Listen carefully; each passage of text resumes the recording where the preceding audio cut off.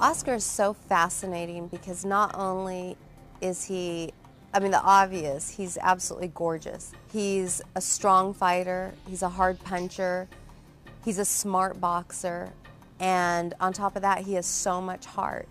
At first, I just resented the sport. I just could not deal with boxing because it was such a brutal sport.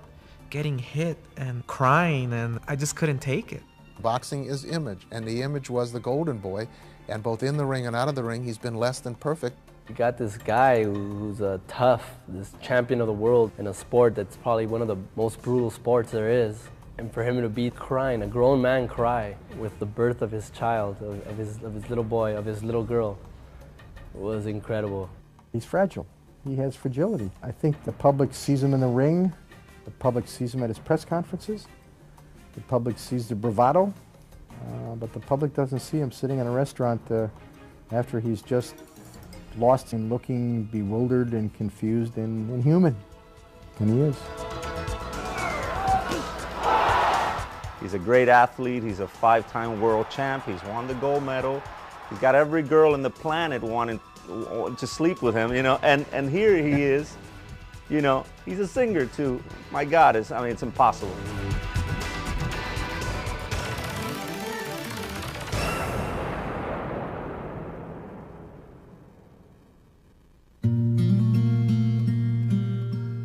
Oscar de la Hoya was born on February 4th, 1973, in a predominantly Latino section of East Los Angeles. He was the second of 3 children to Mexican immigrants, Joel and Cecilia de la Hoya. They were a poor working-class family on food stamps, a fact that Oscar never forgot. A food stamp in my wallet is a food stamp that's from many years ago. I think about the struggling we had to face. Sometimes putting food on the table, just rough, tough times. Oscar's parents worked hard to make ends meet. They grew up in a really ugly neighborhood, where I did as well. And there was a lot of gang activity, a lot of violence out in the streets. So the father was really, really strict with his kids. And trying to obviously steer them away from any trouble whatsoever. Oscar was a typical kid in East LA who went to school, hung out with his friends, and loved to skateboard. He also had a passion for drawing. He used to like to draw. He'd always draw whenever he had a chance in class, after school. He won this contest once. There was a contest in a magazine, I believe it was a magazine, where you had to draw this picture that they had in this magazine. And he drew and he won. When Oscar wasn't drawing, he'd follow his older brother wherever he went. One of those places was to the East Side Boxing Club. He always wanted to tag along, with the older brother. I was like, hey, get away, kid. Shoot, don't bother. Kind of like a gnat, in the air. Yeah, get away. Joe Jr. was the first to be involved in boxing. So he was like around 9 years, and Oscar around 6 and a half, something like that. The problem was that my oldest boy didn't like boxing, but he was, I think he was better than Oscar. And Oscar was in love with the sport of boxing. So he was all the time at the gym. At first, I resented the sport. I just could not deal with boxing because it was such a brutal sport. Getting hit and crying, and I just couldn't take it. But my father was a very strict father. So I had no choice but to go to the gym every single day because of him taking me to the gym. And after several months, after years, I learned to love the sport. It was no coincidence that Joel Jr. and Oscar got into boxing, since the De La Hoyas were a boxing family. Oscar's father was a professional boxer in the 60s, while Oscar's grandfather was an amateur in the 1940s. But Oscar had other sports on his mind. He used to play with the skateboards, and I had a little problem with him all the time. Oscar, don't do that. Don't do that because you might break your hand, your foot, and to be a boxer, you had to be 100% complete. Our father actually is the one that got us into it, obviously, and You know, if it wasn't for him pushing us and leading us that path, you know, because obviously living in East LA, you know, you get steered the wrong way, and with their guidance, you know, I mean, they pushed us that direction, and I mean, I love the sport, you know, but I wasn't really into it, you know. But Oscar just, you know, found a passion for it, and he stuck to it.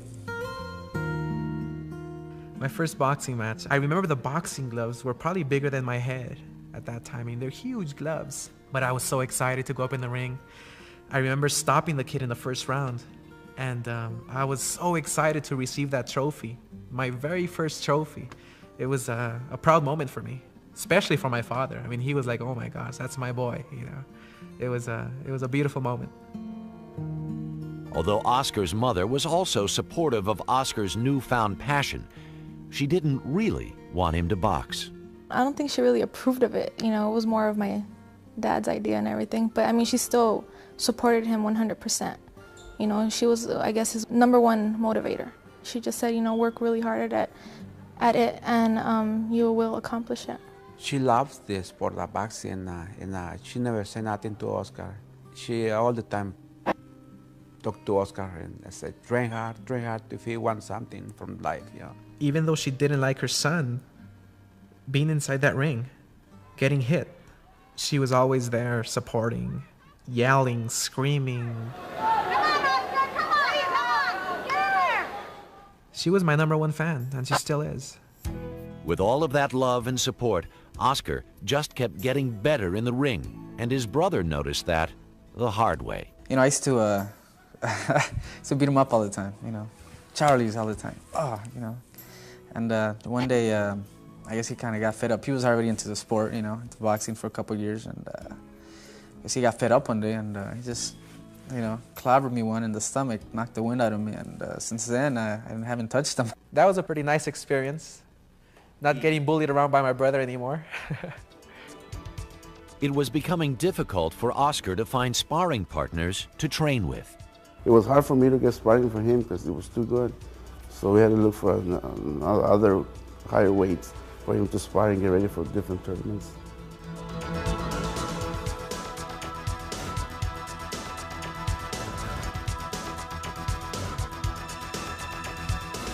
Oscar started winning every match he fought, and everyone noticed he was something special. He was always the best boxer, you know, he would always come home with the best box reward, and there was always talks of Oscar, you know, him being such a great fighter, and you know, that kind of, you know, was a sign there of, you know, what was, you know, to come. Oscar was excelling in the ring, but having a harder time in the classroom. The balancing of his boxing career and his being a student was very difficult for him, because they would call him out for training to different states, which meant he was away from school for a month, 6 weeks. So it meant that we had to get homework to him. However, Oscar was very determined, single-minded, very focused young man. He lived for his boxing. He loved his boxing, and he had goals that he was going to achieve with his boxing. Everything he did was focused to that end. That focus brought Oscar to the Junior Olympics at 15 and the Golden Gloves at 17. He won both events. Oscar was then off to the Goodwill Games that same year. Unfortunately, his biggest fan, his mother, was battling breast cancer. She was very sick, and she asked me, can I go to see Oscar at the Goodwill Games? I said, no, you can't, because you're sick. And she said to me, I don't care, I want to see Oscar. For the last time, she said. My mother would skip chemotherapy so she can watch me fight, so she can go and cheer me on. If it was to me, I would cancel my fights, my gosh, and go and tell you have to go to the hospital so we can get rid of this. She did it to be with her family, to not make us worry. And when I was 8 years old, we had taken a road trip. I went with my mom over there since she was ill. I don't think she could have fly and everything over there. But I mean, we were all so excited that, it was finally, oh my God, the Goodwill Games. And I remember her at the fights. She'd be yelling at him and yeah, Oscar, hit him. And, was really excited, that she was there. And I mean, and I know Oscar was really happy that we were there too.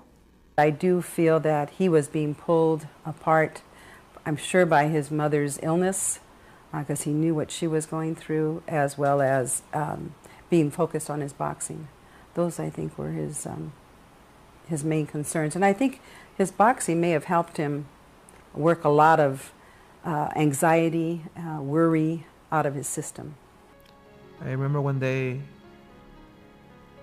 she went to chemotherapy, and I didn't know that she had cancer because I came back from school.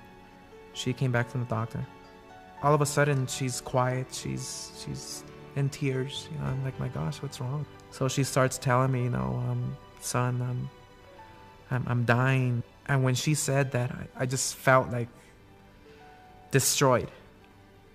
I felt destroyed. I felt like I just didn't want to live anymore because my mother is telling me she's dying, you know, so it was ugly. After Oscar's triumph at the Goodwill Games, he promised his mother on her deathbed that he would win the Olympics for her. On October 28, 1990, 2 months after the Goodwill Games, Cecilia de la Hoya lost her battle with breast cancer. Oscar had lost his biggest fan.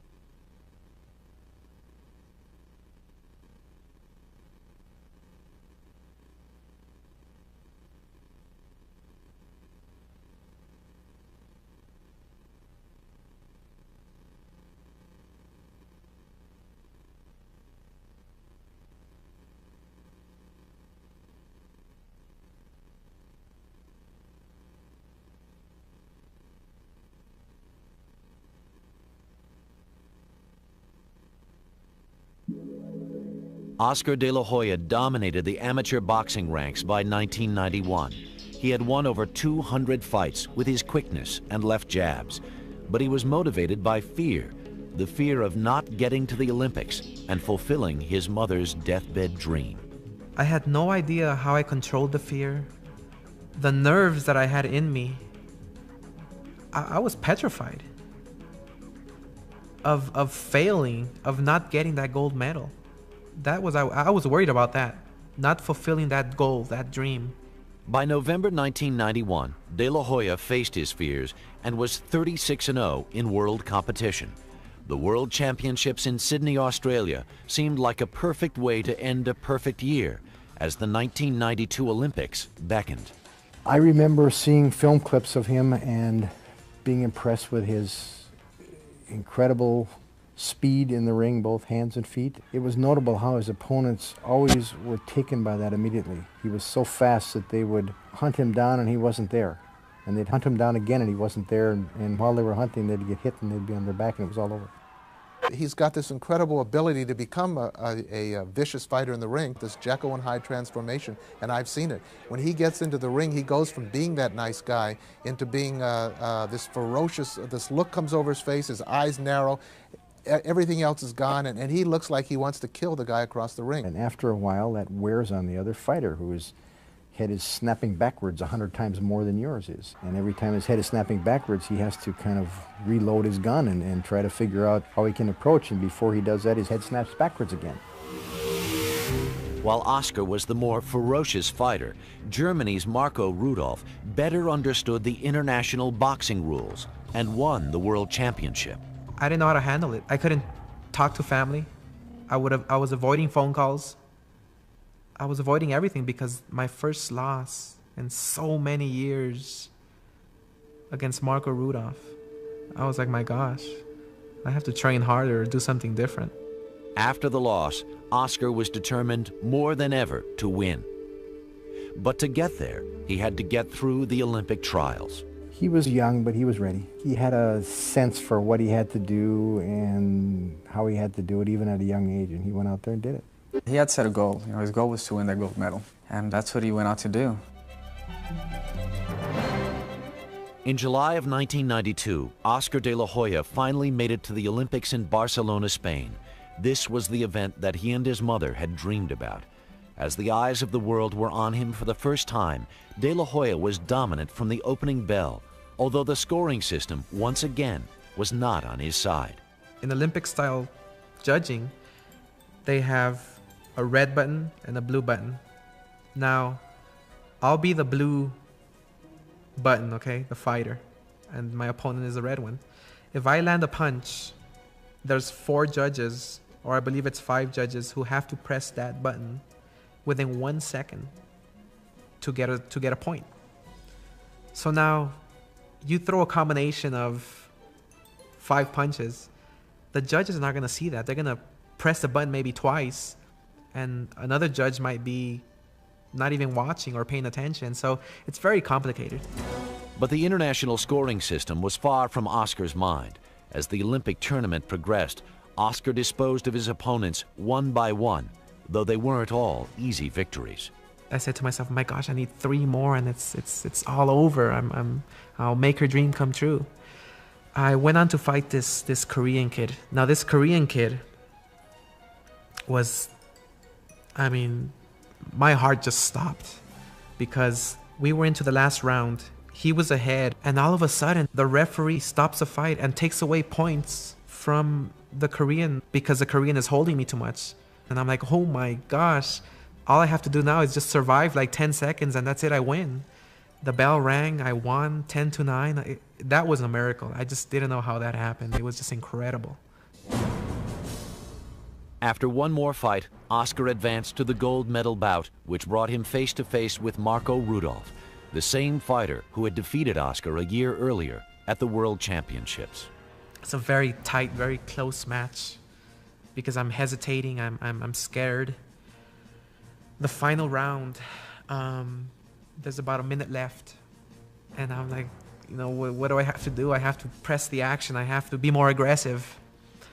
Out of the blue, I close my eyes and I throw this punch. So happens to land and drop him. And you get automatically 2 points for that. 10 seconds left on the clock. And the bell rings and I win, and oh my gosh, I'm the happiest person on this earth. It was just incredible how that happened. A punch out of nowhere to win the fight. Oscar de la Hoya was the only U.S. boxer to bring home the gold that year. No matter what was the master plan at the Olympics for the Boxing Federation, Oscar was just too good to deny, and he, right to the end, he was too good to deny. He won a gold medal. Not only was Oscar an Olympic champion, he also fulfilled his mother's dying wish. I felt like as if they took out 50, 60 pounds of weight from my back. I felt so relieved that I fulfilled my mother's dream. And I was just thinking about her all the time. All the time. When I was on top of that podium, receiving the flowers they give you, receiving the gold medal, I was such in shock that I could swear to my life that my mother was there. It was just an amazing experience. And then to think, oh, you know, your little brother's in there. I mean, it's only a once-in-a-lifetime deal. And, you know, for me to be there and, you know, experience that with my brother was, you know, it's a feeling unlike no other. Ooh, I feel like a big rooster. Happy, you know, very proud. The only one on that time, 92 Olympics. So I was very happy.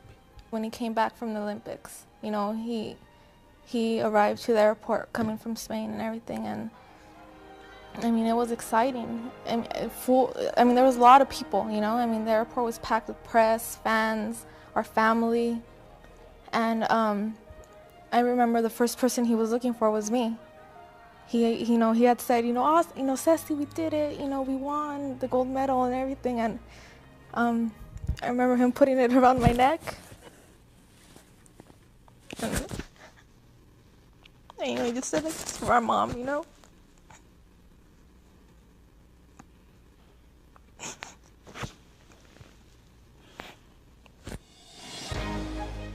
was a big party, big old block party. It was a party for days. It was, you know, it was awesome. He was, you know, the hometown hero. Brought home the gold. Kids and adults and neighbors and everybody was in the front yard, on the street. I don't think anybody could get by. It was just so exciting to see him, and he had his gold medal on. And for East LA, he was a symbol of pride. Here was one of our own young men who had accomplished a gold medal.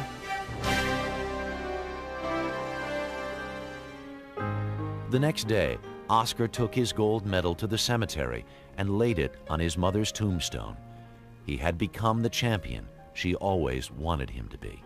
I went to that grave and I laid down that gold medal and I just stood there crying and trying to hug her, trying to just grab her and trying to feel her. And I remember just crying and telling her, here's your gold medal. This is what you wanted. This is what your dream was. Well, it's finally fulfilled. Suddenly, De La Hoya was in the middle of an endorsement frenzy. Not only was he the only American boxer to win an Olympic gold medal, but he was also one of the best-looking fighters in years. He's gorgeous, you know, which is probably the first thing that I noticed about him when I saw him on TV was, wow, that guy is really gorgeous. He was a fantastic fighter. He was a good-looking kid. He was friendly, approachable, signed autographs. He had groupies well before he was old enough to have groupies. He drew from a huge segment of the population, in addition to the normal boxing fans among the rest of the population, and he appealed to Latino fans in Mexico and in South America and all over. So he started out with a normal boxing crowd. He had a highly successful, handsome, charismatic fighter, and then he brought in this huge Latino market, which is obviously the fastest growing market in the country, and the Golden Boy turned into a gold mine. His future was filled with promise, but the question remained, what would happen when the Golden Boy of East LA turned pro?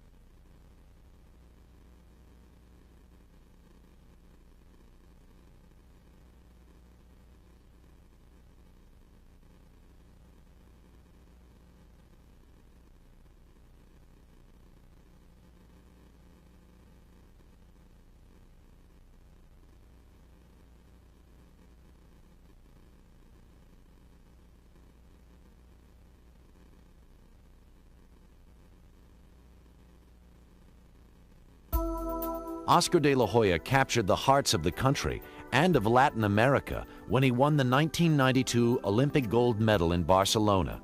He had fulfilled his dying mother's wish. Having reached this goal, De La Hoya turned pro.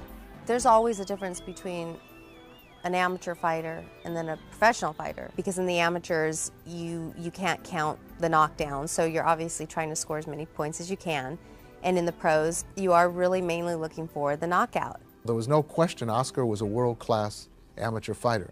Whether he could be a world-class professional remained to be seen. Oscar De La Hoya embarked upon his professional career a few months after the Olympics. It was at his professional debut where he was officially nicknamed the Golden Boy. I love the name because I walk the streets, I go places. Oh, there goes the Golden Boy. There goes our champ. There goes the gold medal winner. People all over the world. It's incredible. Boxing is image, and the image was the Golden Boy, both in the ring and out of the ring. The Golden Boy won his first pro fight by knocking out Lamar Williams in the first round. After a string of more victories, Oscar was unhappy with the quality of fights that were arranged, and Team De La Hoya brought in a new promoter, Bob Arum. Arum had the clout to make Oscar a professional boxing star. Back when I was 9 years old, saying, I want to have money and win a world title. So I started setting my own personal goals of winning world titles of being very successful in the professional level. Once I decided to turn pro, then there was no doing a half job. No, I was gonna do it good. I was gonna give it my all. On March 5th, 1994, Oscar stopped Denmark's Jimmy Bredal in the 11th round to win his first title, the World Boxing Organization Super Featherweight Crown. He added his second title, the WBO Lightweight title, in July 1994 by knocking out Jorge Paez. But it was the match against his personal idol, Julio Cesar Chavez, in 1996 that would be his biggest challenge so far. Before Oscar even turned pro, he had sparred with Chavez previously. Chavez had dropped him to one knee, dropped Oscar to one knee. So I guess that was his revenge. When Oscar and Julio Cesar Chavez were going to fight the first time, they went on a nationwide tour, actually an international tour. And they began it here in Los Angeles at the Olympic Auditorium. Now this is Oscar's hometown.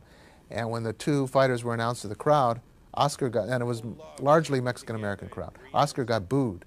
And Julio Cesar Chavez, through a translator, kind of snickered and said, "I never got booed in my hometown." I was hurt. I just didn't know what to do. But thanks to everything that I experienced at an early age, I would tell myself, why do I have critics? Why do I have people booing me? So here you have this kid, good looking, nice smile, great fighter, coming up in the ranks and basically coming down to a showdown with this great Mexican champion, Julio Cesar Chavez.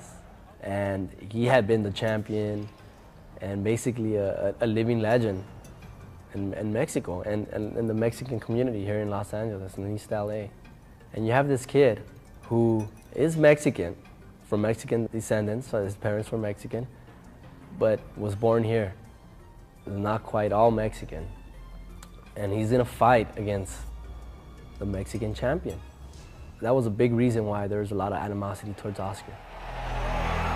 That was a huge event, for all of Mexico. Obviously, all the Mexican fans, all of Chavez fans and Oscar's fans. It was a big event in itself. Just these two people meeting in the ring. As for the fact that Oscar used to idolize the guy, and he really respected him, and then just to confront him in a ring, was just a big deal. Oscar captured the WBC Super Lightweight title against Chavez. Despite his success, Oscar had many critics who felt that he hadn't fought enough quality opponents and thought he was just a pretty boy. He doesn't look like a boxer in the traditional Mexican-American mold, the guy who's scarred and beat up and bruised and looks like a warrior. Oscar prides himself on getting hit as little as possible. He was Mr. Clean. He was the golden boy. He never had any scars on his face. He was the guy on all the commercials and the billboards, and so he didn't look tough enough to be a fighter, and that was held against him. He was a good-looking kid. He was, like Muhammad Ali used to say, he was pretty. He didn't get hit a lot. He stayed pretty. Some of these guys start pretty, but they don't end up pretty. It's what always separated him. He was special in the ring, but he was also kind of special out of the ring. Out of the ring, Oscar began donating money to churches and urging kids to stay in school. He also began renovations on his old Olympic training ground, the 72-year-old Resurrection Gym, which eventually included a youth center. Why does it have to be so tough for them, like it was for us?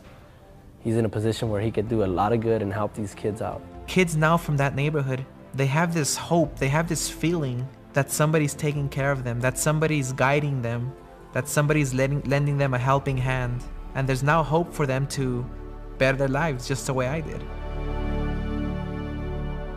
By the end of 1997, Oscar de la Hoya was pound for pound the best fighter in the world, with 4 titles under his belt. But his boxing camp was in flux. He had won too many close calls to lesser opponents, and changes in Team de la Hoya ensued. A boxer tends to have all his pressures that he has to deal with. He tends to have to be the one to go out and do it. In the final stages, they put everybody aside and they put the lights on in the ring, and it's you against this other guy. And yet the boxer is also taking care of his entourage, and he's doing it for all these other people, and he's had so many different guys in that corner.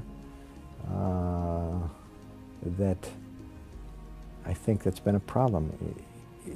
I don't know that any one of the people he had as his main trainers was the right person to be that consistency.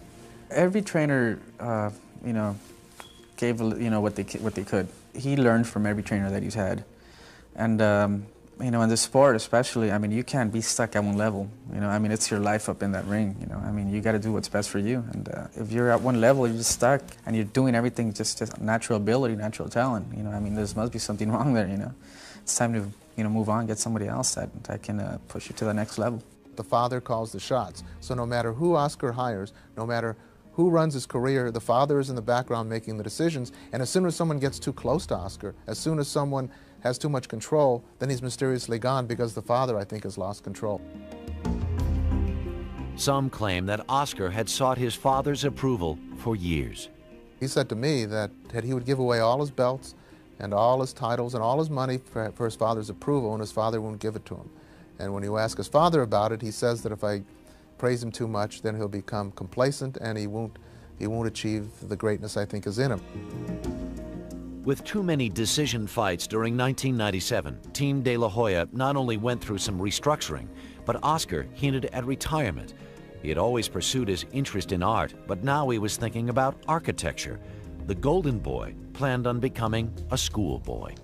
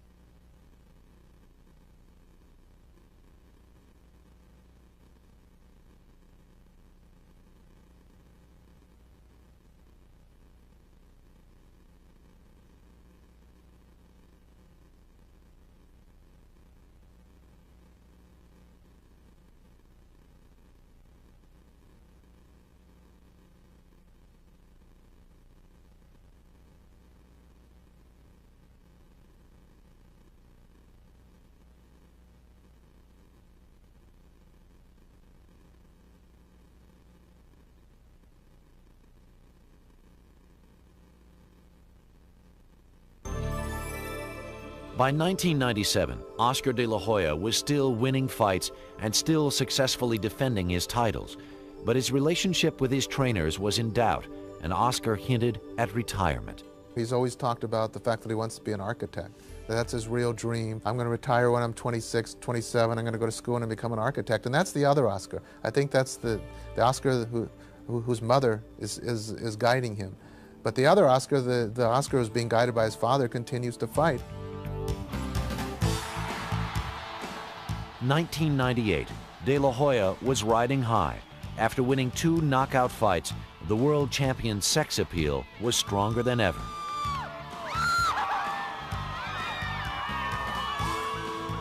Along the way, he became the father of a baby boy named Jacob by an ex-girlfriend.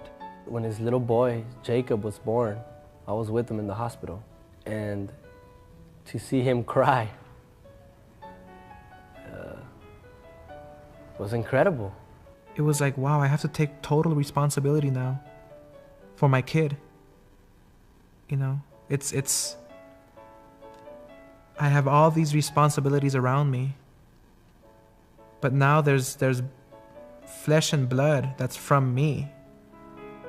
That same year, he got engaged to former Miss USA, Shayna Moakler, who was expecting his second child.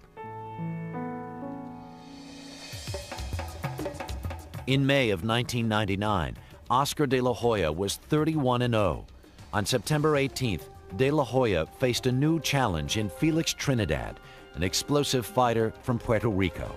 Those of us who were ringside that night and watched him fight Felix Trinidad were totally perplexed by what occurred. He had been the first fighter ever to totally frustrate Trinidad, to beat him, to bruise him, to take all the heart out of him. Through 9 rounds, Oscar had that fight won. From round 1 through 7, 8, 9, and you could see who the superior fighter was, superior boxer.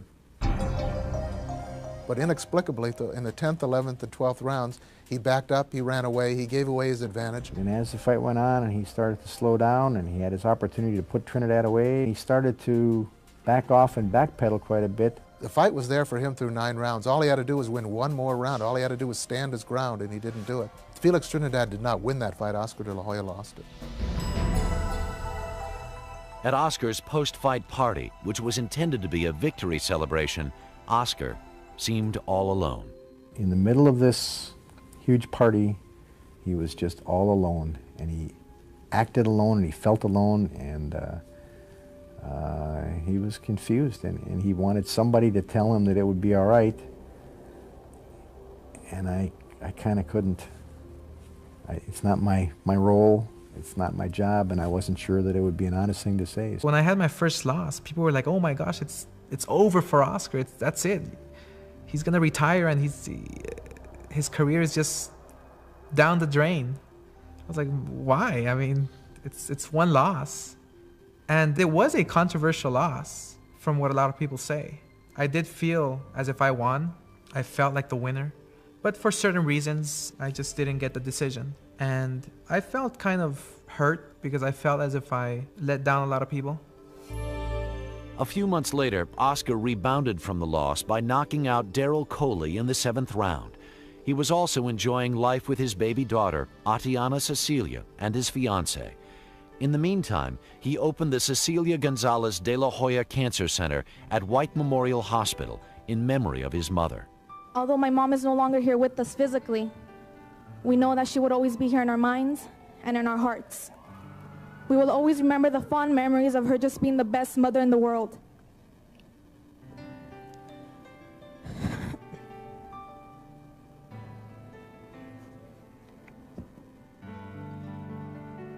In the midst of the opening, De La Hoya was training for his next fight in June of 2000 against Sugar Shane Mosley, another kid from LA who Oscar had fought as an amateur. The Mosley fight was the exact opposite of the Trinidad fight. Oscar was so mad about the fact that he had backed up and run away from Trinidad that he vowed publicly to go in and slug it out with Mosley. And that's what he did, and again, like with the Trinidad fight, he got up early, he was ahead, but Mosley adjusted and Oscar didn't. Now, if he had done some dancing, moved around a little bit in the later rounds and not come charging in, he could have won that fight. The best of the best, have to lose once in a while. It's a learning process. That's what it is. You just become a better person, a better fighter, from that. People were accepting me as a fighter now because I lost like a man. I never understood that. I fought 12 rounds, I fought hard, I gave an exciting performance, so people were happy with that. After the high-profile loss, De La Hoya decided to take what he called a little vacation from boxing to spend more time with his fiancée and baby daughter. He also decided to explore one of his other interests, which also happened to be his late mother's hobby as well, singing. I was like, what? Oscar sings? I can't believe this is too good to be true. I mean, what is this guy? I mean, this guy's handsome. He's a great athlete. He's a 5-time world champ. He's won the gold medal. He's got every girl on the planet wanting to sleep with him, And here he is, he's a singer too. My God, it's impossible. This TV host, okay, she asked me, Oscar, can you sing a song? Because I heard that you can sing. I started singing the song live, right there, boom.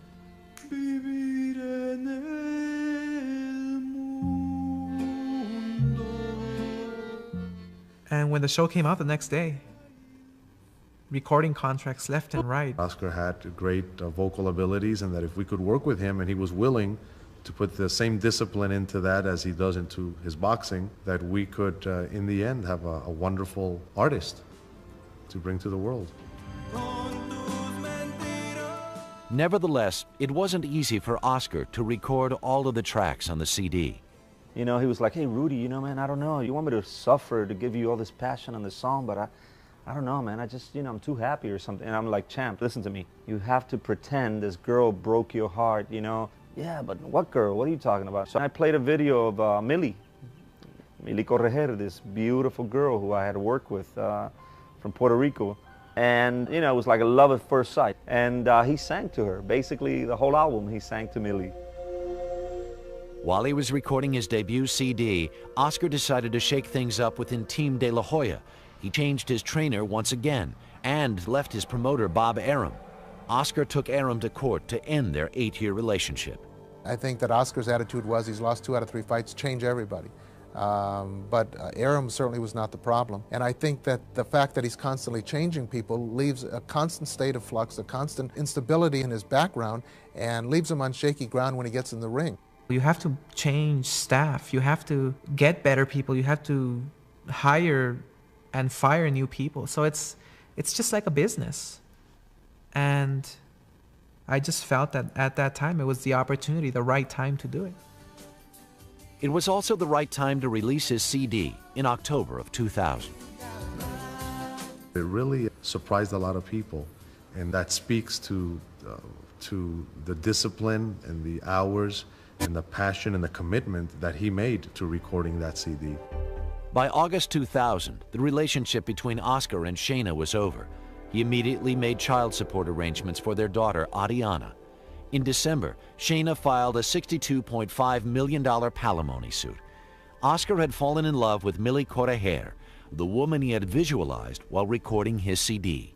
I don't know how they got together because that wasn't me. I just introduced them through a video and through, but they finally met somewhere, and I think they're very happy. I'm in love, and people have to respect that. People have to embrace that, because I finally met the woman of my life. You know, I finally made the person that makes me happy. De La Hoya was in love, but more legal troubles were just around the corner.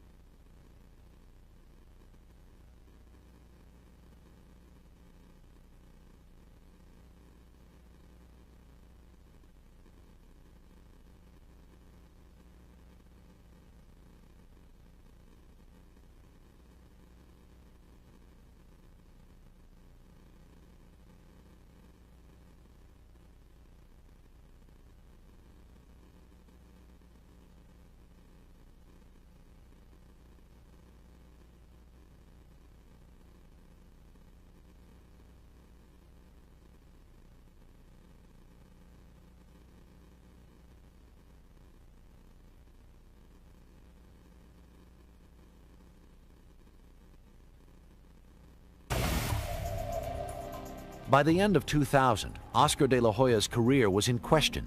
Even his personal life was in flux. De La Hoya faced a $62.5 million palimony suit, and his case against promoter Bob Arum and Top Rank had yet to be settled. Yet his CD was nominated for a Grammy Award, which not only shocked the music world, but Oscar himself. It's incredible. Grammy nominated. I was like, whoa, my first album and Grammy nominated. It's incredible. It's a beautiful feeling. It's like you never know, you know, how the Academy thinks, and it's just a great honor, and you should feel honor about this, because I mean, there's a lot of singers, great artists, that have never even gotten a nomination, and here you are, you know. So he felt very happy. We were all thrilled, and we felt that it was well deserved, and we still feel that way. More good news came Oscar's way when a federal court judge declared that his promoter agreement with Arum and Top Rank violated California law and was void and unenforceable. Oscar then signed with Jerry Perenchio of Univision as his new promoter. The team that I have now, the team that I have that surrounds me, that makes decisions, that helps make decisions, we have the best and the most positive team in the sport. In March of 2001, Oscar put down the microphone, returned to the ring, and defeated Arturo Gatti. It was the 33rd win of his career. I felt scared because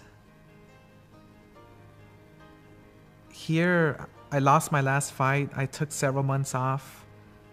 Or what are the people gonna say? How are they gonna embrace me? How are they gonna support me? We had a full arena in Las Vegas. The people viewing it on TV, it was a success. So it was like Oscar's back. You know, it was like, okay, people supported me. It was a great showing. I had a great fight. I'm back. Oscar de la Hoya could continue with his boxing career, or he could go a second round as a singer. Sky's the limit. That's all I could say. I mean, anything he wants to accomplish, I mean, it's there for him. I like to see that Oscar find a nice girl, you know, be in love with the girl, and get married, and have his own family. That's what I want to see from Oscar, to be happy. I am very proud of Oscar. He's done incredible things. He's captured the boxing world and controlled it almost by himself for 5 or 6 years. He's been the big guy. Few of us even get our 15 minutes of fame. He's had 5 or 6 years. Oscar himself said to me one time, I don't always want to be the golden boy. It's hard being the golden boy. Sometimes I'd just like to be a human being. And now he's got a chance.